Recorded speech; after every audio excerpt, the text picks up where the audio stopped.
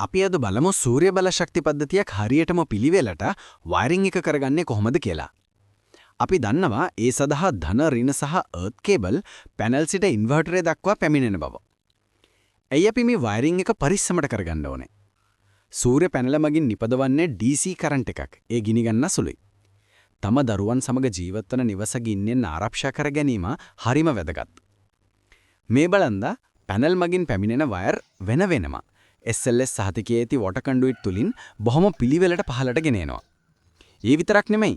වහල මත සතුන් සැරිසරන්න පුළුවන් නිසා වහල හරහා යෑමේදී සමදුරින් බ්‍රැකට් සහයෙන් ස්ටේන්ලස් ස්ටීල් ටයි රැප් ආධාරයෙන් මෙය පිළිවෙලට කරගෙන තියෙනවා. බිත්ති මතින් පැමිණෙද්දීත් බට සමාන්තරව සවි කරගෙන ඇති බව පේනව නේද? අප ආයතනයේ කාර්ය මණ්ඩලය වසර 20කට වඩා කාලයක් අප ආයතනයටම සේවය කළ අය. පළපුරුද්ද නියමිත ට්‍රේනිං ඩෙවලොප්මන්ට් ලැබීම සහ දෙස් විදෙස් ව්‍යාපෘති හරහා ලබාගත් දැනුම තමයි මේ නිමාවට කරුණ. ලක්ෂ ගණනක් වියදම් කර සවිකර ගද්දී අප සවිකරණ කණ්ඩායමේ වර්ක්මන්ෂිප් එක ගැන සැලකිලිමත් වෙන්න ඕනේ. හරියටම කියනවා නම් විවාහේ වඩේ. වරද්දගත්තොත් වරද්දගත්තාම තමයි.